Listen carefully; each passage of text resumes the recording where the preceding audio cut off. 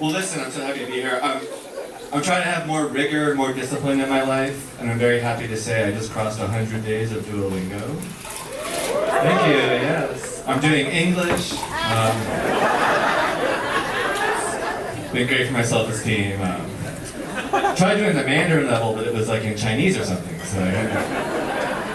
And that's a fun icebreaker. You know, we can get to the serious stuff. People tell me I'm balding. There are allegations that I'm balding. And I went to the doctor this week actually to see if the rumors were true. And he told me, yes, I'm balding. I have male pattern baldness and it's terminal. And get this, he told me that male pattern baldness is the result of having too much testosterone in your system, too much T. And I know you guys just met me, but would you say that's my problem? Too much tea. Too much real machismo. Anyone horny? Well, I gotta check.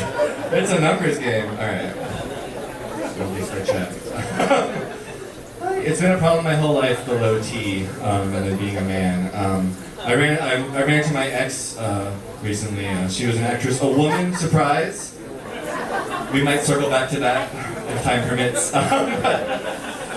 This girlfriend, this actress, she wanted me to role play in the boudoir. She wanted me to role play as her boss. She wanted me to be like tough and domineering, right? But you all just saw me do this, right? That's a reflex. I can't control it. Okay. I was not the right guy for that role. It was a miscasting. She wanted to be bossed around by Don Draper, not scolded by a gay barista. You know? You've been a bad girl. The bathrooms are for customers only, so get a chai at least. You're gonna leave me hanging on the chai tag? That's fucked up. That's fucked up. But we'll proceed. We will proceed. I miss Sacramento. I miss all this. I just moved recently. You know, I was on Craigslist for months looking for places, and a bunch of bullshit online, right? A bunch of scams. So I had to be vigilant, and I almost got one place, and I saw it said like, "Be aware, this is a European-style apartment." It's like, what does that mean? It has a foreskin? Because I know, obviously. Where's my uncut community? Circumcised men, make some noise. Thank you. Some of y'all are really lying to me. I saw you all walk in. I was sitting right over there. And I have great foreskin sense, so fellas, you need to work on that. You need to work on that. I like to make fun. I like to make fun of the uncut community because I think it's gross. It's a preference, I'm sorry. Sometimes after shows, men will approach me very passionately. It might happen tonight. They approach me and they go, well, when you're uncut, you actually have a lot more sensitivity. And I'm like, I can tell it's just a joke. Oh my god. It clicked for her. Just 5 seconds too late. Oh, well, let's see. I'm watching a lot of television. How's that for a segue? I've been watching a lot of a show Alone. Anyone familiar with the show Alone? I really thought y'all would. I'm like nervous about the political alignment of this crowd, to be honest, so I thought I might be fans. Okay, well, it's a show where they just drop people alone in the wilderness with like nothing, right? And they see how they do. I've been watching it, and I know I would be very bad in that scenario in nature because I don't have my toolkit for survival, right? There's no white privilege in nature, all right? A squirrel's not going to know who my dad is. I can't talk to the manager of the woods.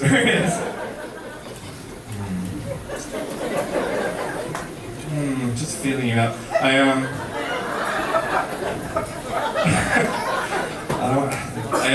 grew up in a very faraway magical place called Connecticut. A lot of white people there, a lot of honkies. But we love ethnic cuisine in Connecticut. We love ethnic cuisine. We love lasagna. We love chicken parm. Little black pepper for some heat. That's my tip. My tip to you. It was a town so white, in fact, and this is true, don't get mad at me, but my high school put on a groundbreaking, all-white production of The Wiz. If you don't know what The Wiz is, it's The Wizard of Oz, set in 1970s Detroit, with Motown music. We thought, what if they were also all gay white teenagers? So it was a hate crime. It was a hate crime in hindsight. Someone should be in jail. Someone should be in jail. It's not me.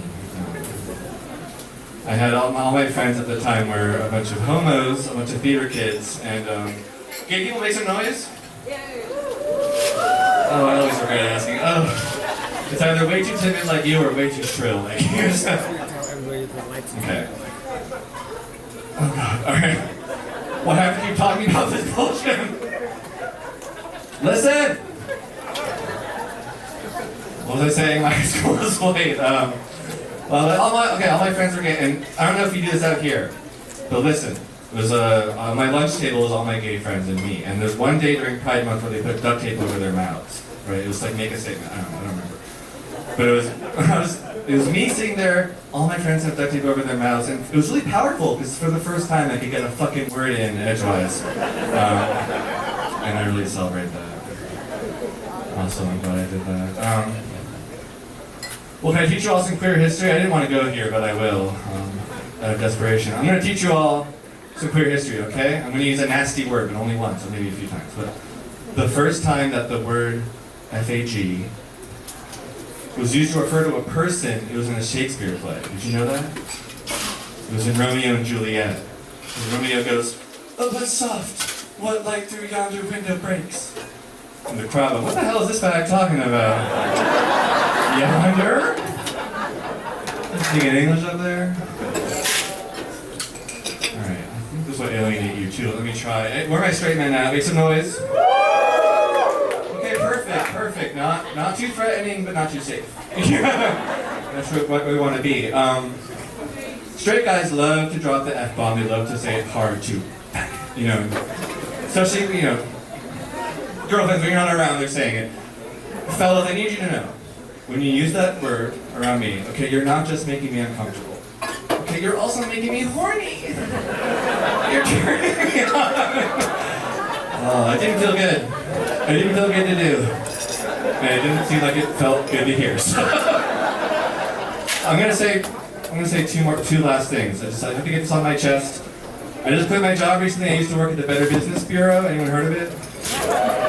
Okay. That's kind of the issue we're having. But this is true. You can look this up. In 2010, the Better Business Bureau accredited an organization called Hamas. They gave them an A. And then obviously after October 7th, that dropped to a B. Okay. Alright. I'm going to say one last thing. I'm going to be really quick. I'm in a jittery mood. I was at a flea market earlier today. I get really hyped at the flea market, but this time it really paid off. I got a 90s Guinness Book of World Records. You ever seen this? I was flipping through it. Not all the records are family friendly. Did you know that? Some of them are kind of crass. One of them, it was most blowjobs given in a single day. It was 94. And it was actually your mom. Okay, y'all be up, everybody go home, bye!